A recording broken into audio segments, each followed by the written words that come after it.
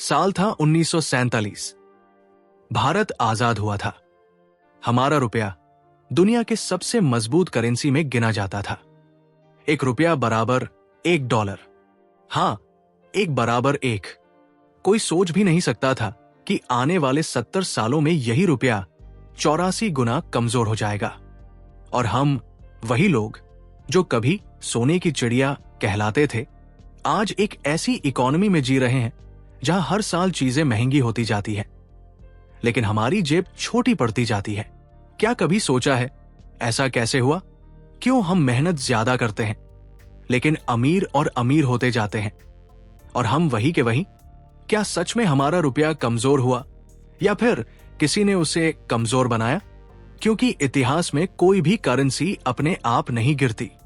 हर गिरावट के पीछे होता है एक डिजाइन, एक सिस्टम, एक इनविजिबल कंट्रोल जो ये तय करता है कि तुम्हारी करेंसी की कीमत क्या होगी, तुम्हारा पैसा कब बेकार होगा और कब तुम्हें फिर से नया लोन लेना पड़ेगा। और ये सिस्टम बना था एक छोटे से द्वीप पर, अमेरिका में, जहां कुछ सबसे ताकतवर लोग मिले थे। 1907 की एक ठंडी रात में वो लोग राजा नहीं थे, लेकिन उनके पास वो ताकत थी जिससे वो पूरी दुनिया के राजाओं को खरीद सकते थे।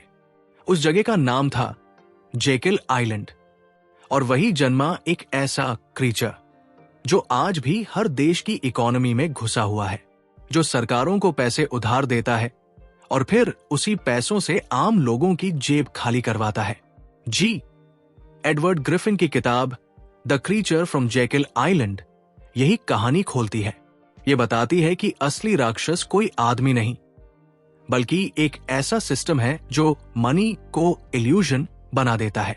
ऐसा इल्यूजन जिसमें हमें लगता है कि पैसा हमारे हाथ में है, लेकिन असल में उसके तार कहीं और से हिलाए जाते हैं।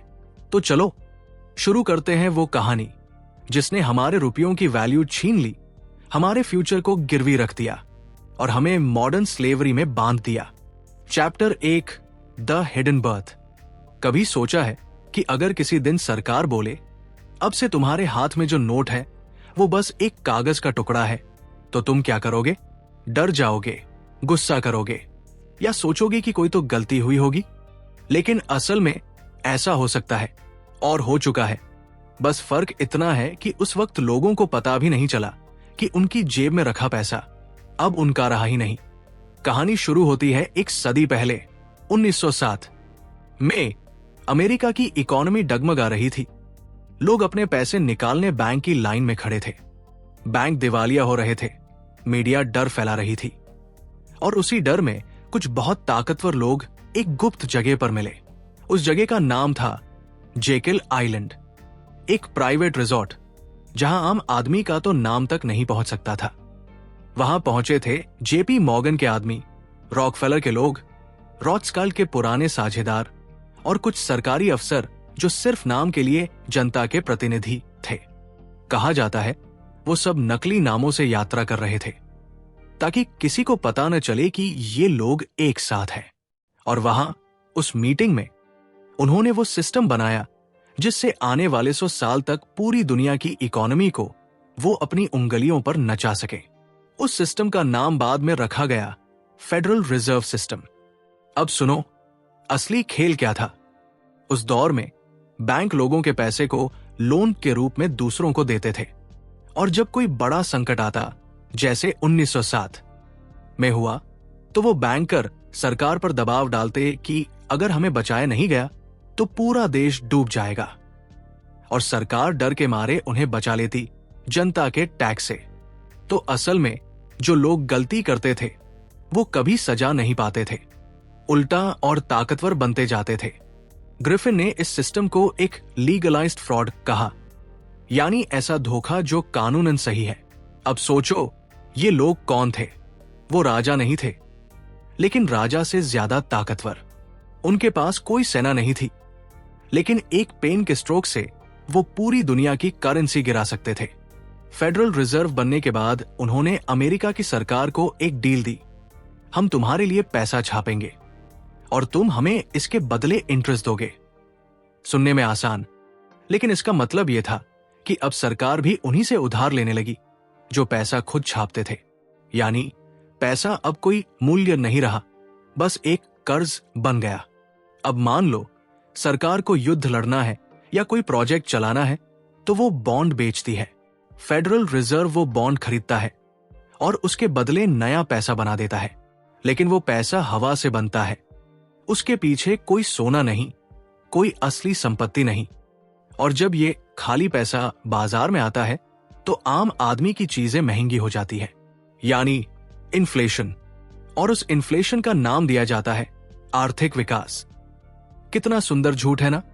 एक बार ग्रिफिन ने कहा था, अगर लोगों को समझ में आ गया कि पैसा कैसे बनाया जाता है तो कल सुबह ही एक क्रांति होगी। और सच कहो, वो गलत नहीं थे, क्योंकि जिस दिन आम आदमी ने यह समझ लिया कि हर नोट जो उसके हाथ में है वो किसी न किसी के कर्ज का प्रतीक है, उसी दिन वो इस सिस्टम पर भरोसा करना छोड़ देगा। लेकिन यही तो वो नहीं चाहते, इसलिए सिस्टम को सिंपल नहीं रखा गया, उसे इतना कॉम्प्लेक्स बनाया गया कि लोग सवाल ही न पूछे। कभी ध्यान दिया है, जब भी कोई आर्थिक संकट आता है तो सरकार कहती है हम राहत देंगे, और फिर पैसा छाप देती है। पर वो राहत किसे मिलती है? गरीब को नहीं, बड़े बैंक को, बड़ी कंपनियों को जो टू बिग टू फेल है। आम आदमी को बस कुछ वादे और EMI के नए ट्रैप। पैसा आता है, मार्केट में फैलता है, और फिर कुछ साल बाद वही पैसा तुम्हारी परचेसिंग पावर को खा जाता है। तुम सोचते हो चीजें महंगी हो गई, लेकिन सच्चाई यह है कि तुम्हारे पैसे की वैल्यू गिरा दी गई। इस पूरे खेल में आर्नी देखो, लोग बैंक में पैसा सेफ रखने जाते हैं, लेकिन बैंक उसी पैसे को रिस्क लेने में लगा देता है, और जब वो रिस्क फेल होता है तो जनता का पैसा जाता है, लेकिन बैंक बच जाते हैं। यही क्रीचर का असली चेहरा है, मुस्कुराता हुआ मगर अंदर से खून चूसता हुआ। ग्रिफिन ने इसे क्रीचर इसलिए कहा क्योंकि ये कोई इंसान नहीं है, ये एक जीव है। ऐसा जीव जो डर से पलता है। जब लोग डरते हैं तो वो अपनी आजादी छोड़ देते हैं, और जब वो अपनी आजादी छोड़ते हैं तो सिस्टम मजबूत होता जाता है। अब सवाल उठता है, अगर पैसा हवा से बन सकता है तो फिर गरीबी क्यों है? अगर सरकारें पैसे छाप सकती हैं तो लोग भूखे क्यों मरते हैं? जवाब बड़ा दर्दनाक है, क्योंकि ये सिस्टम कभी बराबरी के लिए बना ही नहीं था। ये बना था कंट्रोल के लिए, और वो कंट्रोल अभी भी उनके ही हाथ में है जिन्होंने 1907 की उस ठंडी रात में जेकिल आइलैंड पर बैठकर ये योजना बनाई थी। पर यह तो बस कहानी की शुरुआत है, क्योंकि असली सवाल अब उठेगा। जब पैसा एक इल्यूजन है तो फिर हम किस चीज के पीछे भाग रहे हैं? और अगर पैसा सिर्फ कर्ज है तो असली मालिक कौन है? शायद इसका जवाब हमें अगले चैप्टर में मिलेगा। The illusion of money, chapter 2, the illusion of money. क्या तुमने कभी गौर किया है कि तुम्हारे हाथ में जो नोट है वो असल में पैसा नहीं, बस एक वादा है? एक ऐसा वादा जो कभी पूरा नहीं होता। नोट पर लिखा है आई प्रॉमिस टू पे द बियरर, यानी ये बस एक कागज का टुकड़ा है जिसके पीछे किसी और का भरोसा है, कोई असली मूल्य नहीं। लेकिन यही वादा पूरी दुनिया चला रहा है। कहानी वहीं से आगे बढ़ती है जहां हमने छोड़ी थी, जेकिल आइलैंड की उस मीटिंग से। जब वो लोग बाहर निकले, उन्होंने ऐसा सिस्टम बनाया जो देखने में साफ सुथरा था, लेकिन अंदर से पूरी तरह हॉलो। उन्होंने कहा, अब से पैसे के पीछे सोना नहीं होगा, बस भरोसा होगा। और यहीं से शुरू हुआ इल्यूजन। पैसा असल में अब वैल्यू नहीं रहा, वो बिलीफ बन गया। अब सोचो, अगर कल सुबह सब लोग एक साथ ये मानना बंद कर दें कि ये कागज का टुकड़ा कुछ कीमत रखता है, तो क्या होगा? दुकानदार तुम्हारा नोट लेने से मना कर देगा, बैंक तुम्हारे खाते को फ्रीज कर देगा, और कुछ ही घंटों में पूरा सिस्टम गिर जाएगा। यानी पूरी इकोनॉमी एक झूठ पर टिकी है, एक सामूहिक झूठ जिसे सब जानते हैं, मगर किसी के पास इसे तोड़ने की हिम्मत नहीं। 1971 में जब रिचर्ड निक्सन ने अमेरिका को गोल्ड स्टैंडर्ड से अलग किया, तो उन्होंने असल में दुनिया को इल्यूजन स्टैंडर्ड पर डाल दिया। उस दिन से दुनिया के हर देश का पैसा बस एक इमेजिनरी चीज बन गया जिसका कोई असली आधार नहीं। और तभी से इन्फ्लेशन ने जन्म लिया। पहले सोने की कीमत गिरती चढ़ती थी, अब पैसे की कीमत खुद गिरने लगी, और गिरती भी ऐसे कि आम आदमी को पता ही नहीं चलता कि उसका मेहनत से कमाया पैसा धीरे धीरे घुल रहा है। तुम्हें याद है वो दौर जब भारत में 10 रुपया में सिनेमा, 2 रुपया में पेट्रोल और 5 रुपया में सब्जी मिल जाती थी? आज वही चीजें हजारों में जाती है। क्या चीजें महंगी हुई? नहीं, असल में तुम्हारे पैसे की वैल्यू गिराई गई, धीरे धीरे, बिना तुम्हारी अनुमति के। यही इल्यूजन है। जो चीज दिखती है कि बढ़ रही है, असल में वो घट रही होती है। ग्रिफिन ने कहा था, inflation is a form of legalised theft, यानी महंगाई असल में एक चोरी है जो कानूनन सही है। अब सोचो, तुम्हारे बैंक खाते में 1 रुपया लाख है, सरकार नए नोट छापती है, मार्केट में पैसा बढ़ता है और तुम्हारे पैसों की वैल्यू गिर जाती है। यानी नॉमिनल बैलेंस वही रहता है, लेकिन बाइंग पावर घट जाती है। और ये काम कोई चोर नहीं करता, सिस्टम खुद करता है, बड़ी चालाकी से। चीन का उदाहरण लो। जब वहां इकोनॉमिक बूम आया, लोगों ने प्रॉपर्टी में पैसा लगाया, रियल एस्टेट बबल बना, हर कोई करोड़पति बन रहा था कागज पर। लेकिन जब मार्केट गिरा तो सबकी दौलत हवा हो गई, क्योंकि वो दौलत कभी वास्तविक थी नहीं, वो सिर्फ इन्फ्लेटेड इल्यूजन थी। ऐसा इल्यूजन जो सबको अमीर दिखाता है, जब तक कोई ट्रूथ उसे फोड़ न दे। या फिर वेनेजुएला देख लो, वहां सरकार ने इतना पैसा छापा कि करेंसी लिटरल कचरा बन गई। लोग नोटों से दीवारें ढकने लगे, क्योंकि वो दीवारों से ज्यादा सस्ते पड़ रहे थे। वहां भी लोगों ने शुरू में सोचा, सरकार मदद कर रही है, सब ठीक हो जाएगा। लेकिन जब तक उन्हें समझ आया कि वो इल्यूजन में जी रहे हैं, बहुत देर हो चुकी थी। अब अगर तुम्हें लगता है कि ये सब विदेशों में होता है, तो भारत में डेमोनेटाइजेशन याद करो। एक रात में सरकार ने कहा, 500 रुपया और 1000 रुपया के नोट अब नकली है। और बस कुछ सेकंड में लाखों लोगों की मेहनत, उनकी सेविंग्स, उनका भरोसा सब धूल में मिल गया। क्या वो पैसा गायब हो गया था? नहीं, बस उसका भरोसा हटा दिया गया था। और यही दिखाता है कि पैसा असल में एक इल्यूजन है, जो सरकार, बैंकों और पावरफुल लोगों की इच्छा से बनता और मिटता है। इस इल्यूजन की सबसे खतरनाक बात यह है कि इसमें हर इंसान सिस्टम का हिस्सा बन जाता है। तुम मेहनत करते हो, टैक्स देते हो, बैंक में पैसा रखते हो और सोचते हो कि तुम सेफ हो, लेकिन सिस्टम धीरे धीरे तुम्हारे उस पैसों को खाता जा रहा है। कभी इन्फ्लेशन के जरिए, कभी इंटरेस्ट के नाम पर, कभी टैक्स के बहाने। और मजे की बात ये कि तुम खुश रहते हो, क्योंकि तुम्हारे खाते में नंबर्स बढ़ते दिखते हैं। ग्रिफिन कहते हैं, people don't realise they are running on a treadmill that never stops. और सच भी यही है। तुम जितना मेहनत करते हो, उतना ही पीछे फिसलते हो, क्योंकि वो ट्रेडमिल जिस पर तुम दौड़ रहे हो, उसकी स्पीड किसी और के हाथ में है। तो सवाल ये उठता है, अगर पैसा बस एक इल्यूजन है, तो कौन इसे बनाता है? कौन तय करता है कि किसे कितना इल्यूजन चाहिए? और सबसे जरूरी, ये इल्यूजन आखिर किसके काम आता है? क्योंकि सच्चाई ये है कि हर इल्यूजन का एक मैजिशियन होता है, और वो मैजिशियन कोई सरकार नहीं, वो है वो ताकतें जो पर्दे के पीछे से इस पूरे खेल को चलाती है। और अब वक्त आ गया है कि हम उस मैजिशियन से मिले। पर कौन है वो? शायद ये राज खुलेगा अगले चैप्टर में, the invisible hand. Chapter 3, the invisible hand. कभी किसी कठपुतली शो में गए हो, जहां सामने रंग बिरंगी गुड़िया नाचती है, हंसती है, रोती है, झगड़ती है, लेकिन कोई नहीं देख पाता कि उनके पीछे डोर किसके हाथ में है। बस वही कहानी असल दुनिया की इकोनॉमी में चल रही है। हम सब वो कठपुतलियां हैं जो मार्केट के उतार चढ़ाव, इंटरेस्ट रेट्स और न्यूज हेडलाइंस पर नाचते हैं, लेकिन असली हाथ, वो जो इनविजिबल है, कभी सामने नहीं आता। ग्रिफिन इस इनविजिबल हैंड को किसी रहस्यमयी शक्ति की तरह नहीं, बल्कि एक संगठित नेटवर्क की तरह बताते हैं। बैंकरों, निवेश बैंकों, राजनेताओं और कॉरपोरेट मीडिया का एक ऐसा समूह जो दुनिया की आर्थिक धड़कन को अपने हिसाब से चलाता है।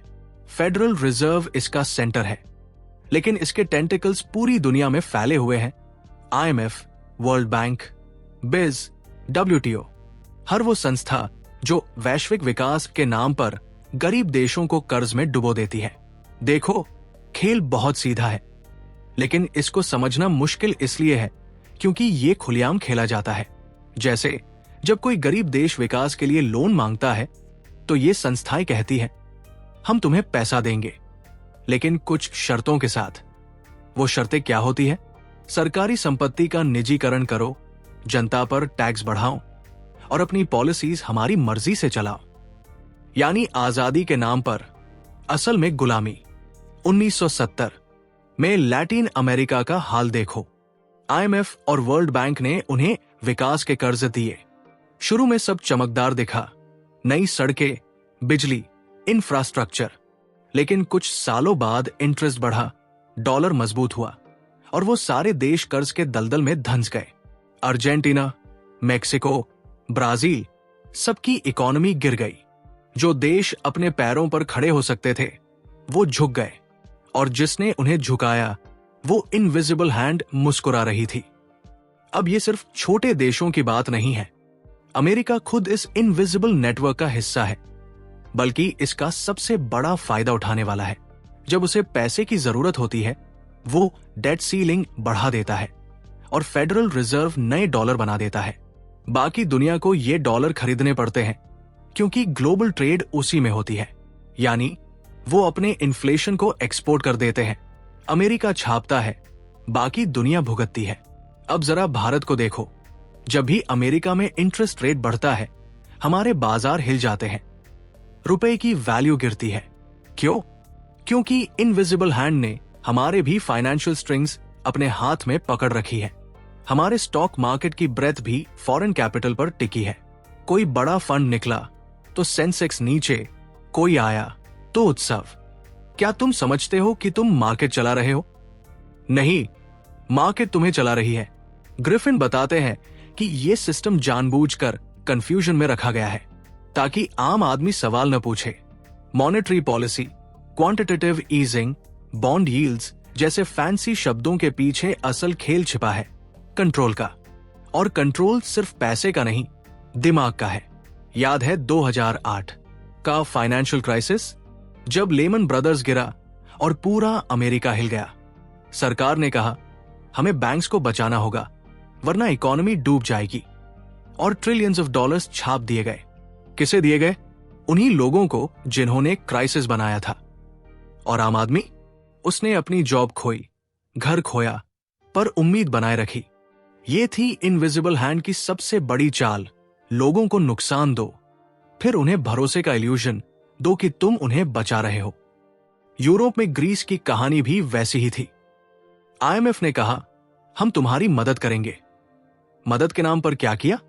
हॉस्पिटल्स बंद कराए, पेंशन्स काटी, जॉब्स खत्म कराई ताकि लोन की किस्तें चुकाई जा सके। लोग सड़कों पर थे और इनविजिबल हैंड बॉर्डर के पार बैठी उस केओस को देखकर सिप ले रही थी अपनी कॉफी का। ग्रिफिन कहते हैं every crisis is an opportunity for those who control the money. और ये सच है। जब भी दुनिया डरती है ये लोग अमीर होते हैं।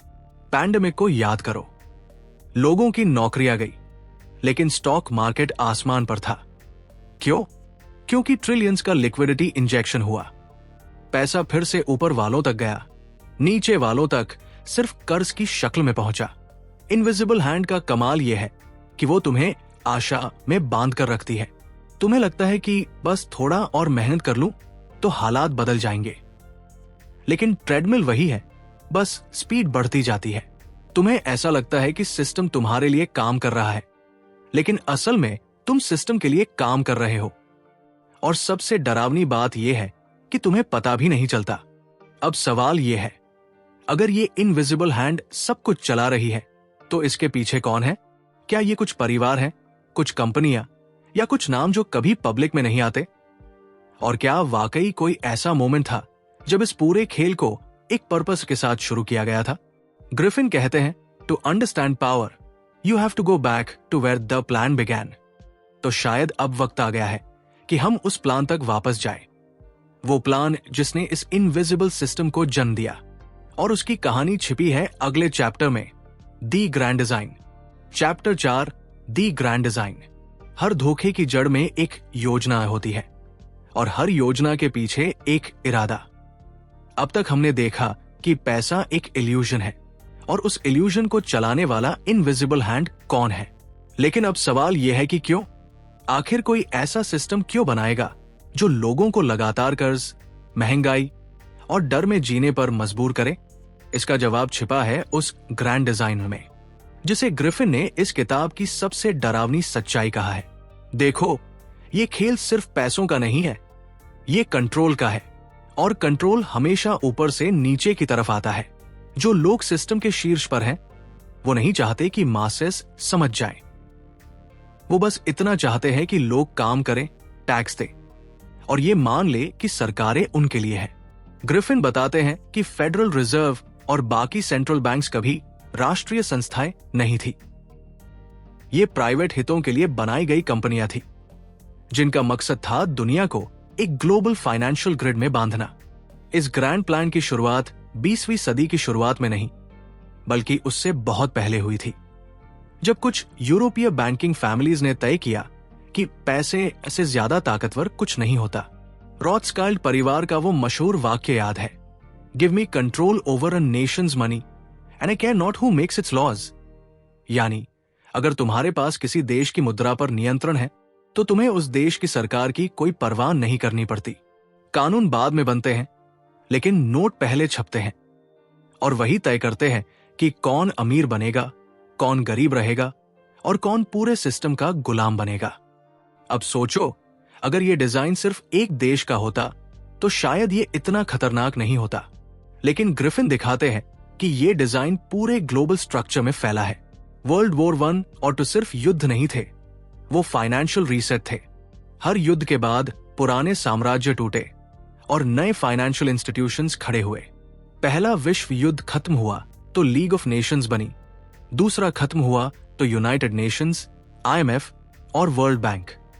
और इन सब के पीछे वही लोग थे, वही बैंकिंग एलीट, जिन्होंने युद्ध के दोनों पक्षों को पैसा दिया था। कितना अजीब है ना? जो आदमी गोलियां बेच रहा था, वही दोनों तरफ के सैनिकों के लोन्स भी मंजूर कर रहा था। ग्रिफिन कहते हैं कि ये कंट्रोल्ड केओस की नीति है। पहले संकट पैदा करो, फिर समाधान के नाम पर नियंत्रण ले लो। जैसे जब कोई देश आर्थिक रूप से गिरता है तो IMF मदद के लिए आता है। वो मदद नहीं, एक नया कॉलर होता है जो देश की पॉलिसीज, टैक्सेस और यहां तक कि उसकी सॉवरेंटी तक को बांध देता है। यानी धीरे धीरे हर देश की अर्थव्यवस्था एक ग्लोबल स्ट्रक्चर में मर्ज होती जा रही है। इस ग्रैंड डिजाइन की झलक हमें हर जगह दिखती है।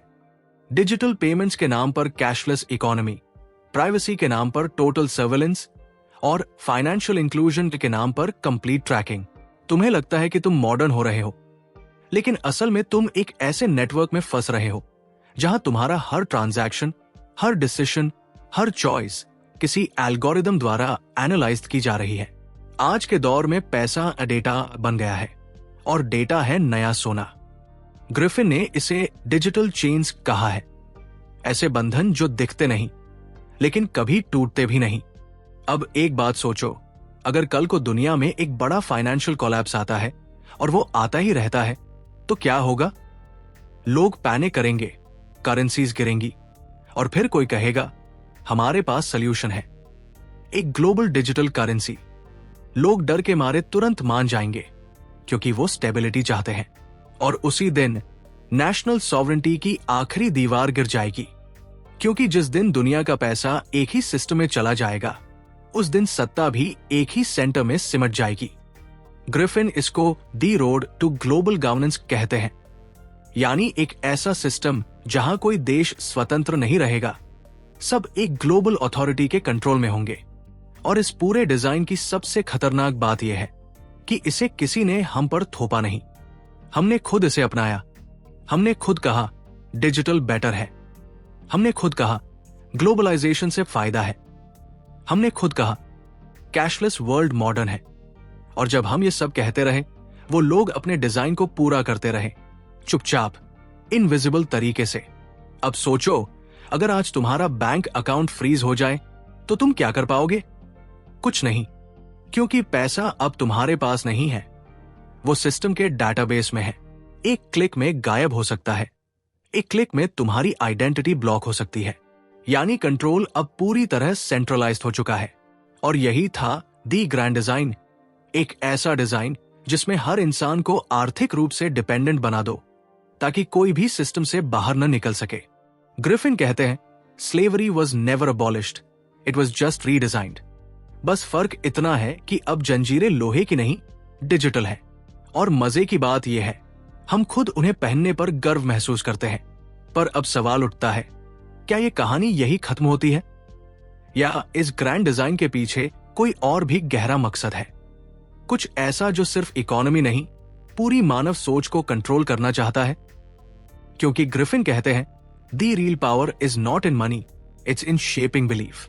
और यही बिलीफ सिस्टम है जो हमें अगले चैप्टर की ओर ले जाता है, the mind trap. Chapter 5, the mind trap. कभी गौर किया है, अब लोगों को कंट्रोल करने के लिए जरूरी नहीं कि उनके हाथ में हथकड़ी डाली जाए, बस उनके दिमाग में एक बिलीफ डाल दो और वो खुद अपनी जंजीरें कस लेंगे। यही माइंड ट्रैप है, वो आखिरी और सबसे चालाक लेयर जो इस पूरे सिस्टम को चलाती है। पैसा, बैंक, सरकार, ये सब बस टूल्स है। असली युद्ध है कॉन्शियसनेस पर, यानी इंसान को यह विश्वास दिलाना कि जो हो रहा है वो सही है और उससे बेहतर कोई विकल्प ही नहीं। ग्रिफिन कहते हैं कि जिस दिन फेडरल रिजर्व बना, उस दिन से सिर्फ इकोनॉमी नहीं, परसेप्शन भी डिजाइन की जाने लगी। लोगों को यह सिखाया गया कि इन्फ्लेशन नॉर्मल है, डेट डेवलपमेंट का सिंबल है, टैक्स देना देशभक्ति है और सेंट्रल बैंक्स जनता की मदद के लिए है। और मजे की बात यह है, हर कोई इन झूठों को दोहराते दोहराते इतना कॉन्फिडेंट हो गया कि अब सच सुनने पर इंसल्ट महसूस करता है। माइंड ट्रैप यही है, जब इंसान अपने ही केज को कंफर्ट जोन समझने लगे।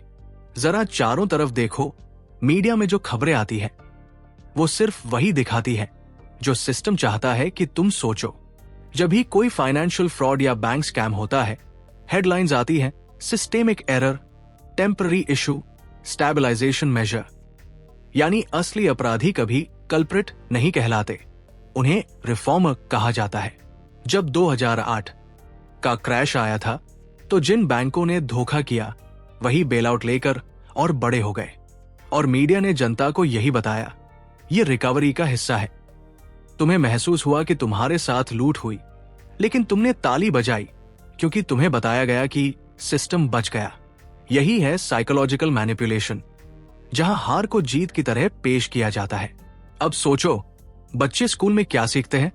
Government prints money, banks help people, loan growth means progress.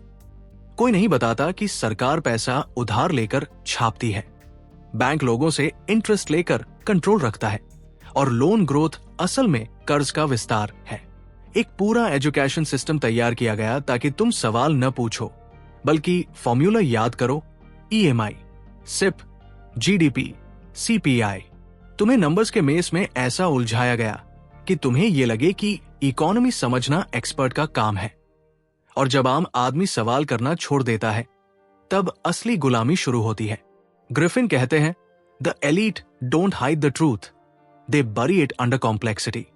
और वो सही कहते हैं, हर फाइनेंशियल पॉलिसी को इतना कॉम्प्लेक्स बना दिया गया है कि लोग उसे समझने की जगह मानने लगे हैं। टीवी पर बैठे एक्सपर्ट्स कहते हैं, रेपो रेट बढ़ा तो मार्केट गिरेगा। लोग मान लेते हैं, लिक्विडिटी बढ़ी तो ग्रोथ आएगी। लोग ताली बजाते हैं। किसी को यह नहीं दिखता कि हर स्टेप का फायदा हमेशा ऊपर वालों को जाता है। माइंड ट्रैप का सबसे बड़ा हथियार है फियर डॉट डर कि अगर सिस्टम गिरा तो केओस होगा। डर की अगर बैंक बंद हुआ तो पैसा डूब जाएगा। डर की अगर सवाल पूछे तो कंस्पिरेसी थियोरिस्ट कहलाओगे। और डर का सबसे अच्छा इलाज क्या है? भरोसा। भरोसा उसी सिस्टम पर जिसने डर पैदा किया।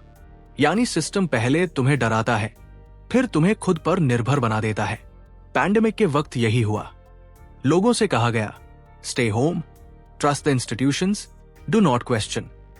और उसी दौरान सेंट्रल बैंक्स ने ट्रिलियंस छापे, ग्लोबल वेल्थ गैप दोगुना हुआ और जनता घर में बैठी रही नेटफ्लिक्स देखती हुई। जब लोग डरते हैं तो वो सरेंडर कर देते हैं, और यही सरेंडर माइंड ट्रैप का अंतिम चरण है। अब देखो, ये ट्रैप इतना गहरा है कि अब लोग उस पर गर्व करने लगे हैं। कर्ज में हैं, पर कहते हैं मैं फाइनेंशियली डिसिप्लिन हूं। महंगाई से परेशान है, पर कहते हैं इकोनॉमी ग्रोइंग है। टैक्स में दम घुट रहा है, पर कहते हैं देश के विकास में योगदान दे रहे हैं। ग्रिफिन कहते हैं the perfect slave is the one who loves his chains. और आज का इंसान वही है, डिजिटल स्लेवरी में जीता हुआ एक मॉडर्न गुलाम। लेकिन अब सवाल ये उठता है, क्या इससे बाहर निकलने का कोई रास्ता है? क्या कोई तरीका है कि ये इल्यूजन, ये इनविजिबल हैंड और ये ग्रैंड डिजाइन का जाल तोड़ा जा सके? ग्रिफिन कहते हैं कि हां है, लेकिन वो रास्ता आसान नहीं है, क्योंकि ये युद्ध तलवारों या बमों का नहीं, जानकारी का है। जिसके पास सच्चाई की जानकारी होगी वही सिस्टम को हिला सकता है। और यहीं से शुरू होती है इस किताब का आखिरी मोड़, जहां बात अब सिर्फ पैसा या सरकार की नहीं, बल्कि आजादी की है। आजादी सोच की, भरोसे की और उस झूठ से जो हमें सुविधा के नाम पर बेचा गया। क्योंकि अब अगला चैप्टर वही दिखाएगा, क्या हम इस सिस्टम से बाहर निकल सकते हैं, या हम खुद इस क्रीचर के पेट में ही अपनी दुनिया बना चुके हैं? शायद इसका जवाब मिलेगा अगले और आखिरी चैप्टर में, दी अवेकनिंग। चैप्टर 6, दी अवेकनिंग। हर सदी में एक वक्त आता है जब लोग अचानक जाग जाते हैं, एक झटका लगता है और वो इल्यूजन जो सालों से उनकी आंखों पर चढ़ा था टूटने लगता है। लेकिन सबसे मुश्किल चीज है देखना उस चीज को जो हमेशा सामने थी। यही है दी अवेकनिंग, वो पल जब इंसान को एहसास होता है कि वो जिस सिस्टम पर भरोसा करता था वही उसकी आजादी का सबसे बड़ा दुश्मन है। ग्रिफिन कहते हैं हर एम्पायर कोलैप्स से नहीं, अवेयरनेस से गिरता है। और यही अब हो रहा है। लोग समझने लगे हैं कि पैसा अब वेल्थ नहीं, वेपन है। बैंक अब सुरक्षा का प्रतीक नहीं, सर्वेलेंस का है। और विकास अब प्रोग्रेस नहीं, प्रॉफिट का दूसरा नाम है। पिछले चैप्टर्स में हमने देखा कि कैसे कुछ लोगों ने फेडरल रिजर्व जैसी इंस्टीट्यूशंस बनाकर पूरे ग्लोबल सिस्टम को अपनी पकड़ में लिया। कैसे करेंसी को इल्यूजन बना दिया गया, कैसे मीडिया और एजुकेशन को कंट्रोल में लेकर लोगों के दिमाग में नैरेटिव भरा गया। लेकिन अब पिक्चर बदल रही है, क्योंकि अब सवाल उठने लगे हैं, कर्ज क्यों बढ़ रहा है, सरकारें पैसा क्यों छापती है, इन्फ्लेशन हमेशा आम आदमी पर ही क्यों पड़ता है? ये छोटे सवाल नहीं है, ये वो दरारें हैं जिनसे पूरा सिस्टम धीरे धीरे टूटता है। देखो, जागरण एक दिन में नहीं आता।